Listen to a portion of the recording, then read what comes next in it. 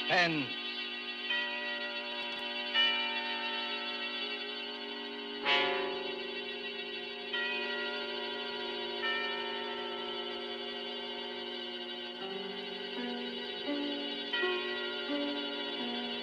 This is the Man in Black, here again to introduce Columbia's program, Suspense.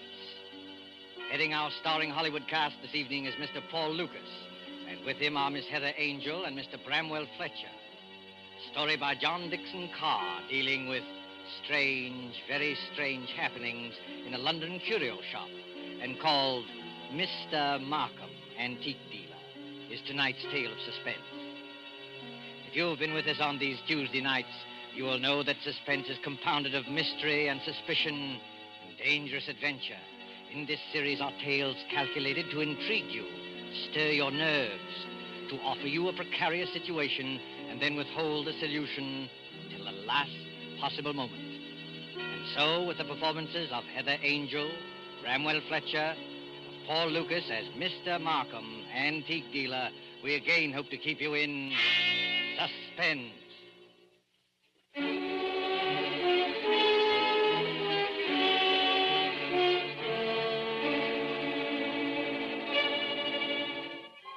This is the story of a man who commits murder and gets away with it. Does the idea shock you? Do you believe that justice must always be done? But let's be honest with ourselves. You and I needn't be cynics to know that justice is very seldom done. Innocence flinches. Guilt is childlike and bland. Innocence is imposed upon. Guilt can encompass all things, even a successful murder. And I know this because I was the murderer, you say? Oh, no. Inquire at Scotland Yard. I was the victim. In Bond Street, not far from Piccadilly, there used to be an establishment, which in a less fashionable part of town would have been called a shop.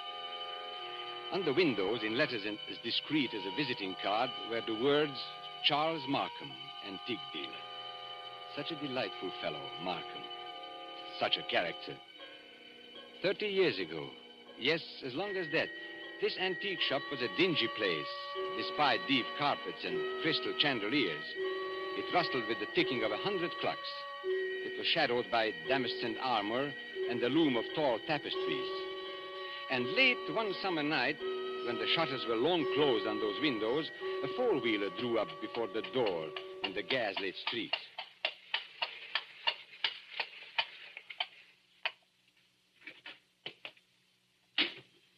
That's all, cabby.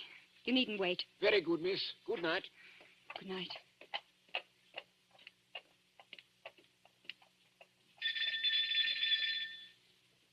He must be here. He must be. I won't go back to that place. I'll kill myself first. Oh, look here, old man. You needn't be... Oh, I beg your pardon. And I beg yours. I'm not the person you were expecting, am I? No, madam. As a matter of fact, I was expecting a police officer.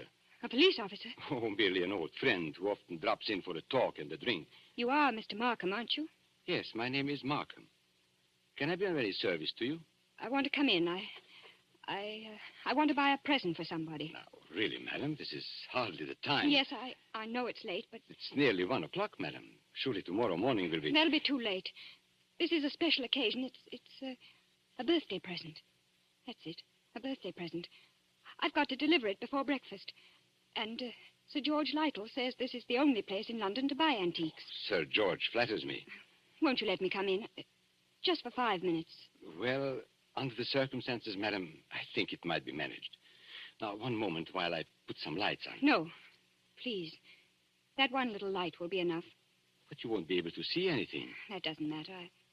I'll trust to your judgment. Just as you like. This way, madam.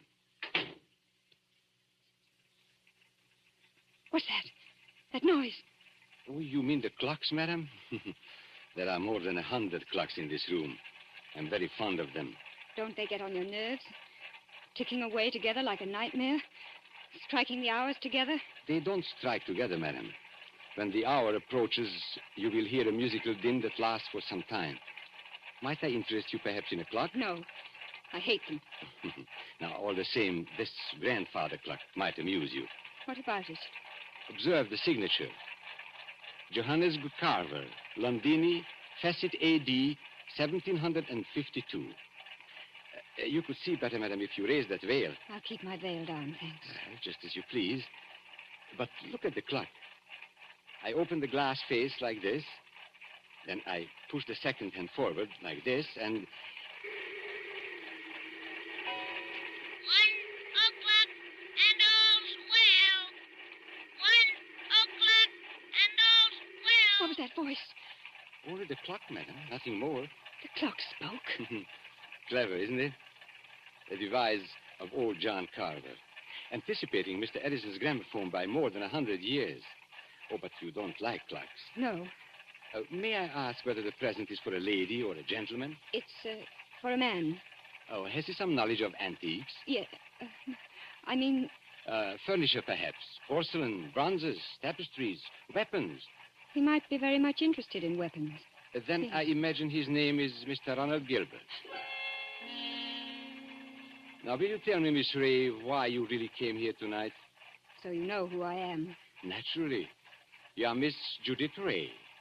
And why did you come here? I wanted to see what sort of a man you actually were. Oh, and have you found out? No, but I won't go back to prison. I won't. As you will. But since it's to be a business conference, Miss Ray, and I imagine it is, Yes. well, then suppose we go into my office, here at the back of the shop. Will you precede me? Thank you. Oh, you must excuse the dust covers I've put on the chairs here. I'm leaving for a holiday tomorrow, and the shop will be closed. When I return next week, Miss Ray, I shall expect the amount requested. In cash, of course. But I can't raise 2,000 pounds. You ought to know that. Well, your fiancé could raise the money, I imagine. Ron? Do you think I'd have Ron know where I've been? Or what I've been? It's better than having his father learn it, surely. Now, sit down, Miss Ray. I'd rather stand, thank you. Now, that's a very foolish gesture, but the ladies will do it. They think it gives them dignity and shows the disdain of the poor blackmailer. You see, I make no bones about it. I am a blackmailer. You seem rather proud of yourself. Why not? I am the one person in England, perhaps in the world, who has made it a large-scale business. Congratulations. And what is all lifeblood but blackmail? The child says, if you don't give me that, I'll scream. The grown woman says, if you go on behaving like this, I will leave you. Your sex, Miss Ray, are blackmailers from the cradle. You know, Charles Markham, I wonder... Yes? I wonder if anybody's ever hurt you very much. Hurt me? What do you mean? When you talk about the world and people in general, your face goes white under the eyes. You pick up that letter opener from the desk. Not a letter opener, please, Miss Ray. A Medici dagger. 16th century work. It isn't the money that really interests you. I don't understand. You hate the world. You just want to torture people, but you think you've been tortured. Isn't that so? This is a very sharp dagger, Miss Ray. If I throw it down on the desk, it sticks. Like that. Isn't it so, Charles Markham? My motives, Miss Ray, aren't in question. I wonder. Whereas your motives are. Now, let me see. 10 years ago, in 1903, a certain girl called Letty Wilson, your real name, I believe, fell in love with a rather contemptible underworld character named Arthur Akers. Please. No humiliation was too great for her. She worked for him, lied for him, stole for him. I was only 18. I didn't know what I was Now, doing. this girl, for a very shabby theft, was sentenced to 3 years' hard labor at Holloway Prison. 5 months later, she escapes from prison and disappears. All these years afterwards, she appears in the West End as Miss Judith Ray, fashionable milliner. Haven't I made up for it? Haven't I? No, For one mistake. After 10 years. it's the way of the world, my dear. I didn't create it. And I'm forgetting the best part of the comedy. This paragon of virtue next falls in love with Mr. Ronald Gilbert, son of Major General Sir Edmund Gilbert. Such a respectable family, too. Stop it, please. Then, shall we say 2,000 pounds? Suppose I did raise the money.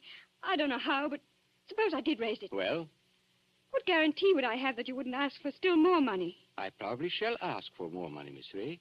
But that's my privilege as a blackmailer. Then I'm never going to be free of you. Is that it? Well, frankly, that's it. Unless I kill you, of course. What if I did kill you? People have threatened it before, but they haven't meant it. Maybe I mean it. Well, we can easily test you out. There's a sharp knife stuck in the desk in front of you. I'm going to get up and deliberately turn my back on you. Like this. Be careful, Charles Markham. As a student of human nature, I'm curious. How much will you risk to keep this secret? Have you the courage to kill and risk hanging? Yes, I think I have. What was that? Now, aren't you glad you held back at the last moment, Miss Ray? I said, what was that? That, my dear, was the front doorbell. Probably my friend, Inspector Ross, from Wigmore Street Police Station. Come in, old man. Come on in. Make yourself comfortable. I'll be with you in a moment. You wanted me to attack you, didn't you? No, I was merely curious. And in any case, Miss Ray, it would be useless to kill me. Useless? Why? Because I shouldn't die. Don't talk rot. Oh, it's quite true. A man in my position must take certain precautions. If you killed me, I should be back to haunt you within half an hour. And I don't happen to be joking. Come in. Now, look here, Markham. Good Lord, Judy. Ron! Mr. Ronald Gilbert, as I live. Ron! What are you doing here? He hasn't got anything against you, has he? Speak up, Mr. Gilbert. Have I? The fact is, Judith, I... Look at him, Miss Ray. See how he changes color and twists his mustache and altogether resembles a boy caught in his mother's gem cupboard. Perfect picture of a gentleman being a gentleman. Look here, Markham. I'm not very clever. You can always make a fool of me when you start talking, so let's stop talking. I brought the money. What money? Oh, merely my fee for keeping quiet about you. So you went to Ron, too. You told him about it. Naturally. If possible, always sell your wares in 2 markets. How much money? Never mind, Judith. I hoped I could do this without your knowing. How much money? 3,000. It's all I could raise. Has he told you who I am and what I've been? Look here, Judith. Who the devil cares who you are or what you've been? I happen to be in love with you. Never mind. Let's get out of here. Ron, it's no good. He'll only come back for more money. I know that, but what else can we do? Nothing, I'm afraid. Well, what's that knife doing there, stuck in the desk? Nothing dangerous, I assure you. No? Merely a curio. I pick it up like this, I flip it down like this, and pick it up again. Miss Ray was very much interested in the dagger. Now, may I have that envelope with the money, please? There you are. Take it. Thank you. As I explained to Miss Ray, I'm leaving tomorrow for a holiday, hence the general disarray and the dust covers on the chairs. But before my departure, I'm glad we could settle this affair, as you would say, like gentlemen. Before we clear out of here, Markham, there's just one favor I'd like to ask. Well, of course, old man, ask away. This is your job, I suppose.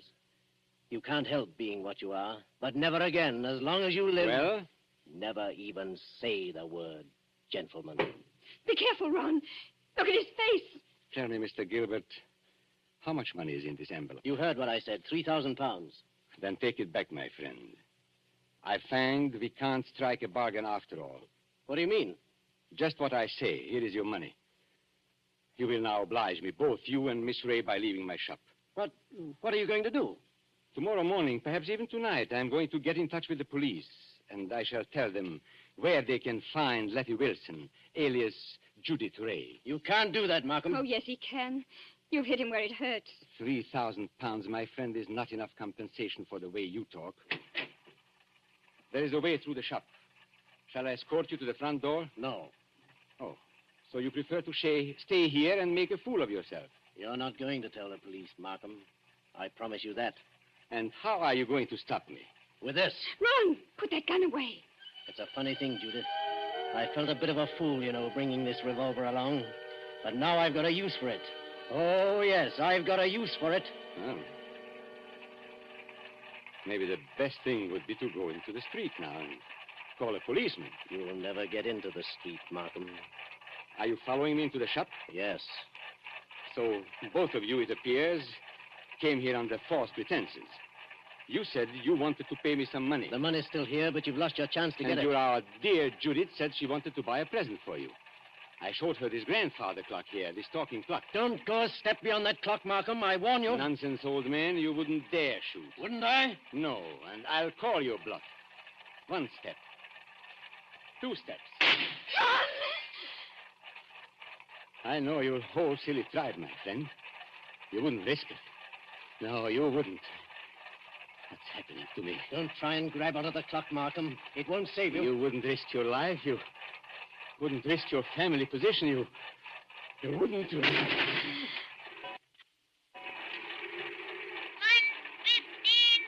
all's well. 1:15 and all's well. I had to do it, Judith. Don't you see? I had to do it. Did you... Is he... Oh, yes. Yes, he's done for. I tell you, I had to do it. Shh, keep your voice down. Why? That shot sounded like the crack of doom. I wonder if anybody in the street heard it. You mean the police? Yes, Ron. What in heaven's name are we going to do? Steady, steady. We'll find a way out. Maybe he's not dead, Ron. Go and look at him. He's dead, all right. Please, Ron. Go and look at him. Well? Shot through the heart. The bullet went clean through him and smashed the face of the grandfather clock.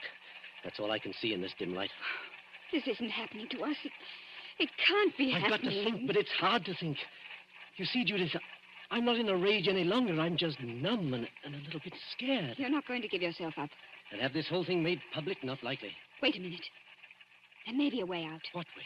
He said he was going for a holiday. Remember? Well, suppose he did. That gives us time. It means his absence won't be noticed. The shop will be closed. Nobody will come here for days. And certainly nobody will come here tonight. And... What's that? The police officer. I forgot the police officer. What police officer? A friend of Markham's. Inspector somebody or other from Wigmore Street. He's inspected here tonight. Then we're finished. No, Ronnie. We're not finished.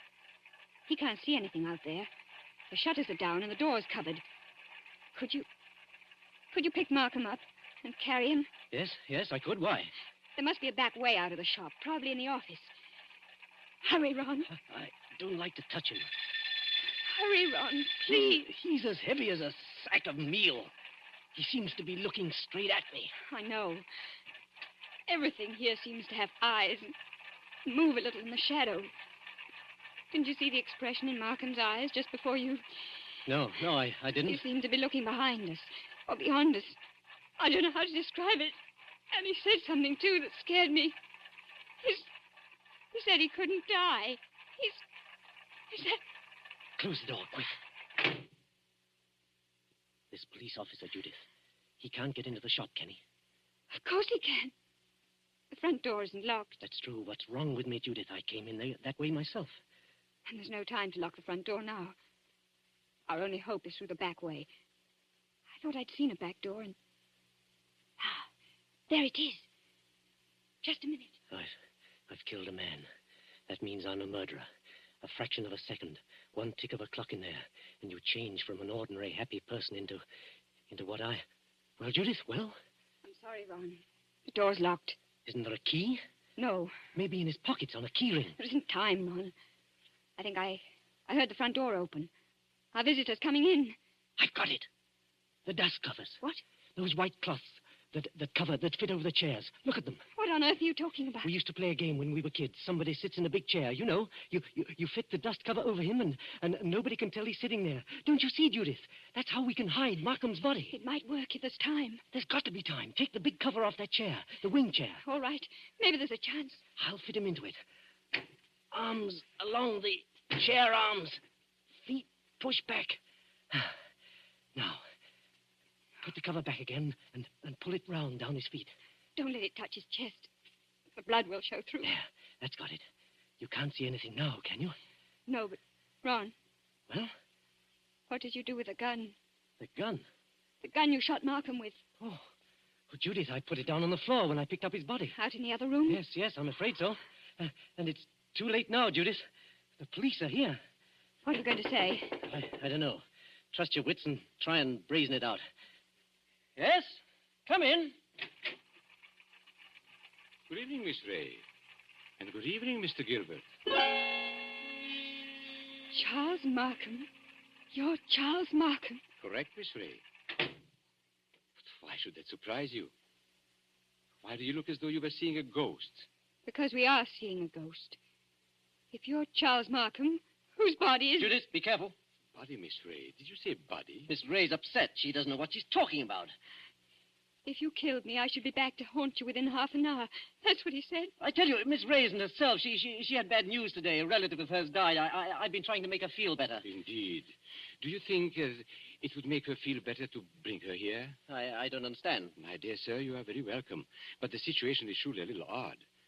I come in here and find you two looking as guilty as a pair of murderers in my private office in the middle of the night. There's nothing odd about that. I wanted to buy Judith something. At 1 o'clock in the morning? Yes. Why not? Well, may I ask how you managed to get in? The front door was open. We just walked in. If you wish to buy something, why not stay in the showroom? Why come to my office? Well, hang it all. You don't think we wanted to steal anything, do you? Well, that thought did occur to me. You see, there was nobody else here. There's nobody here, Mr. Markham. Not a living soul. Then you didn't meet, by any chance, my brother? Your brother? Yes, my brother Robert. You couldn't have mistaken him if you had seen him. He looks so much like me that few people can tell us apart. Oh, so that's it. Poor Robert often deputizes for me. He's learned to act like me, think like me, and talk like me. But he doesn't like the work very much. Of course, you know what my work really is. Is this part of the game? Are you trying to play cat and mouse? Robert is an idealist. He thinks, poor fellow, that my profession is beneath contempt. But he acts the part and acts it well because I pay him. And I find it useful to have a double who will run risks for me. What have you done with his body? We haven't done anything with him. If you've killed Robert, my friend, you've committed a totally useless murder. You don't see him here, do you? No, but I see his handiwork. Meaning what? I've warned him many times about throwing a knife down on a polished desktop. Those scratches on the desk are fresh scratches. Of course, if you give me your word of honor that he's not here... Of course, he's not here. Well, in that case, all we can do is sit down and make ourselves comfortable. Will you sit there, Mr. Gilbert? And you, Miss Ray, in that wing chair by the window. What's wrong, Miss Ray? Why don't you sit down? Because I prefer to stand, thank you. Then perhaps you won't mind if I sit in the wing chair. It's a very comfortable one. My brother always says... Don't sit down there for the love Oh. So that's it. Yes, that's it. It is rather a thick chair. I press against the dust cover and blood comes through. I lift the bottom of the dust cover and... What's the use of going on with this? I killed him. You admit that? Yes, I admit it. But Judith had nothing to do with this. I swear she hadn't. My telephone, you notice, is against the wall. I shall have to turn my back to you when I ring. Ring? Where? Wigmore Street Police Station. Oh, no. Give him a chance. Please give him a chance. Hello? Hello, operator. I want Regent 0586. I won't let them take you on. I 586. won't. It's no good, Judith. I killed a man. I meant to kill him. That's all there is to it. A very sensible attitude, my friend. And if the lady has any idea of flying at me with that knife, just notice what I've got here. A .32 revolver, one chamber fired, picked up off the floor in that room where... Hello? Hello, Wigmore Street Police Station. For the last time, Hello? Mr. Markham, won't you give him a chance? Be quiet, Miss Ray. May I speak to Inspector Ross, please? Inspector Ross speaking. Oh, isn't that Mr. Markham? Got it in one, Inspector. Charles Markham here. I understand you were going to drop in and see me tonight. Well, I intended to, Mr. Markham, but I'm afraid I can't make it now. Oh, why not? Anything wrong? Only a robbery in Davies Street, but it's likely to be a long job. Sorry I can't get there. Well, that's perfectly all right, Inspector, because actually I rang up to make sure you wouldn't come here tonight. You see, I've got a lot of work to do, and I'm leaving for Eastbourne early tomorrow morning. Let's make it some other time, shall we? Oh, glad to, Mr. Markham. No crimes being committed up your way, I suppose? No, Inspector. It's as quiet as the grave. I've never known a more peaceful night. Goodbye. Why did you do that?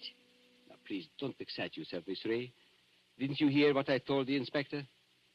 Yes, but is this some more trickery? Trickery? How can it be? I don't know. That's what I'm asking you. I should call it generous when I let my poor brother's death go unavenged. You're not doing this without a reason. Naturally not. But has it occurred to you, either of you, that I might not want my business dealings revealed in court? What are you driving at? And has it also occurred to you that a man's double, who looks exactly like him, and shares all his secrets may become a danger rather than an asset. He knows too much. He wants too much, and so... I think I understand. You're glad he's dead. Not glad, my dear. You shocked my brotherly feelings, but definitely relieved. Look here, you can't get away with this. Get away with it, sir? Aren't you forgetting that you are the murderer? And what are you going to do? Now, it is very simple. We three, in an unholy partnership, will dispose of Robert's body. Or would you rather hang? He's got us, Ron. There's no other way. But how can we dispose of the body?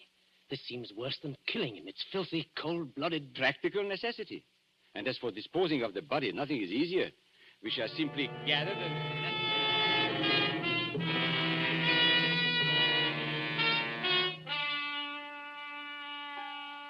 And so, as I said before, this is the story of a man who commits murder and gets away with it.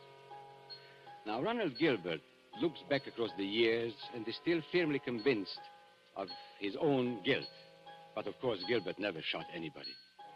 I was the man who committed the murder. Don't you remember? The bullet that killed my brother is supposed to have passed through his body and smashed the face of the grandfather clock. But that's an impossibility. The face of a grandfather clock is much higher than the heart of a man. You see, 2 shots were fired at the very same instant. Gilbert missed and smashed the clock face. I fired from the door of the office and did not miss. That was why my brother looked past those 2. I went out by the back door, locked it, and reappeared at the front afterwards. It was not Robert Markham who died. I am Robert Markham. It was Charles who died that night. And I killed him to stop forever the wholesale blackmail that was poisoning the lives and blasting the hearts of 1,000 half-crazed people. His records I destroyed, his correspondence I burned. He is dead and gone. I have assumed his name and identity ever since. I committed a murder. And yet, if you sat on a jury, dare you say that you would condemn me? Come now. Would you?